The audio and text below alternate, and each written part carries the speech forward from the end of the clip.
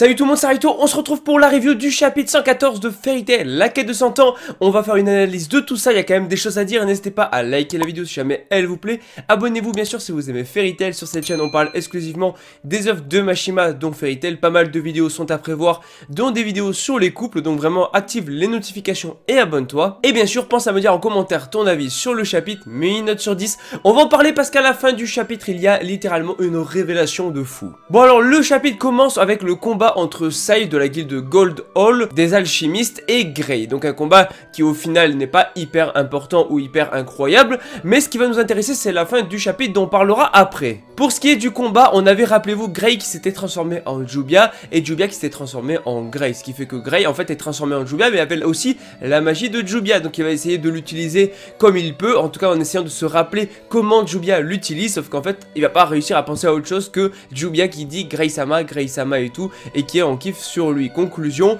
du coup il va essayer quand même pas mal d'attaques, geyser d'eau et tout au lieu de geyser de glace, pas mal d'attaques au final qu'il aurait fait avec de la glace mais là qu'il va le faire avec de l'eau, donc quand même moins puissant, et en tout cas il arrive moins à le contrôler, à le manipuler parce que c'est pas son élément principal. Mais bon, finalement, il va réussir petit à petit à s'y faire, ce qui fait que du coup, Sai va le considérer un peu comme dangereux et va utiliser une sorte de magie interdite, ce qui fait que Grey va se transformer en la personne qu'il pense être le plus faible. Et là, Grey va penser à pas mal de personnes, mais au final, il va redevenir lui-même. Pourquoi? Parce qu'il se considère comme faible et au final, on peut se dire que c'est pas forcément faux. Parce que lui-même l'a dit, il veut devenir beaucoup plus fort pour pouvoir protéger Jubia. Et pour l'instant, il se considère comme trop faible pour aller la voir, lui dire qu'il l'aime et enfin pouvoir la protéger. Après, c'est vrai que ça fait un peu écho avec Luxus, où Luxus se considérait comme faible, ce qui fait que la magie de Kiria n'a pas pu couper Luxus à l'époque. Donc c'est un peu le même principe, mais en tout cas, voilà. Là, on a Grey qui se considère comme faible, il aurait pu sélectionner d'autres personnes et tout, mais finalement, voilà, il se considère comme pas assez fort, même si c'est vrai que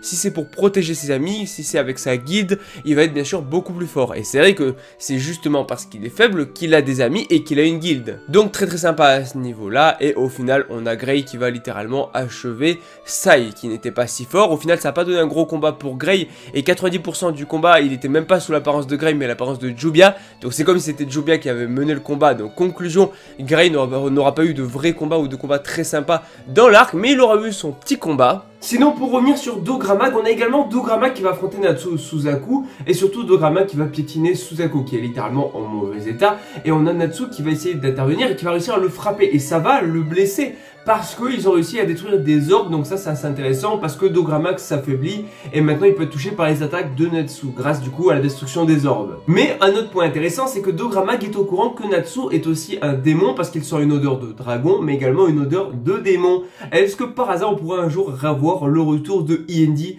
Moi, je valide à 10 000%, ça serait juste incroyable. En tout cas, le combat continue. Mais pour l'instant, voilà, il va falloir détruire les orbes pour continuer à l'affaiblir et pour que Natsu puisse continuer le combat. Mais surtout, on a Sai, le gars qui s'est fait battre par Grey, qui est au sol et qui fait Brother God. Et là, on a quoi? On a Gajeel. Oui, on a Gajeel, mais c'est pas ça qui nous intéresse. Gajeel qui cherche une orbe.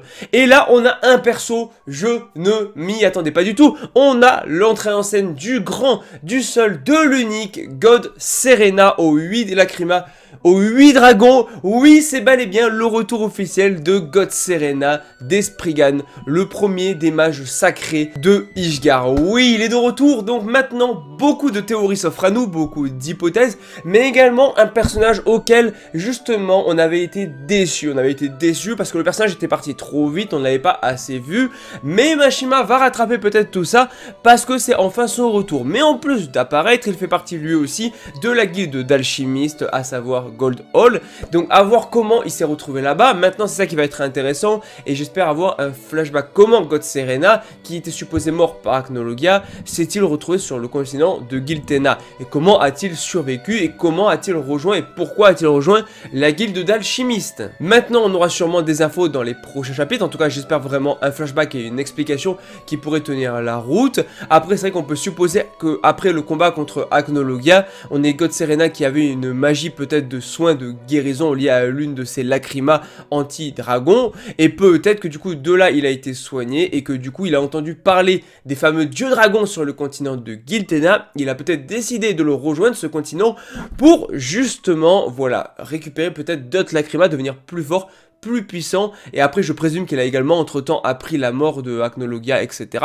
En tout cas, j'espère vraiment plein d'infos par la suite. Mais après, quand je vois le niveau du gars qu'on a eu juste avant, Sai qui a affronté Grey, je me dis, qu'est-ce que God Serena qui avait mis en PLS tous les matchs sacrés, qui est quand même considéré comme hyper puissant, pourquoi s'est-il allié à des gens aussi faibles dans cette guilde? Je me demande vraiment. Donc j'espère qu'en tout cas, on verra un peu plus God Serena, on aura plus d'infos. D'ailleurs, on peut voir qu'au niveau de ses cheveux, ils ont quand même bien poussé, ils sont quand même plus longs. Mais franchement, ça fait plaisir, voilà, de revoir God Serena. Son Caradien était fou, ses pouvoirs étaient fous, c'était le mage au 8 Lacrima. Oui, lui, 8 Lacrima, c'était un truc de malade. Et il avait été expédié, donc il est de retour. Franchement, j'espère vraiment qu'on aura un combat de fou. Alors normalement, Gadget n'a aucune chance.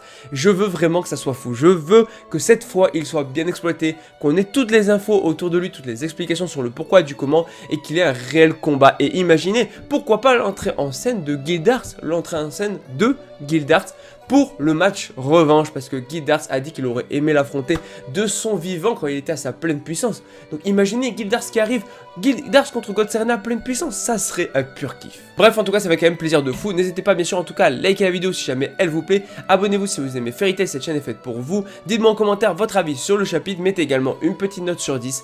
Moi je vous dis à la prochaine, allez, ciao tout le monde.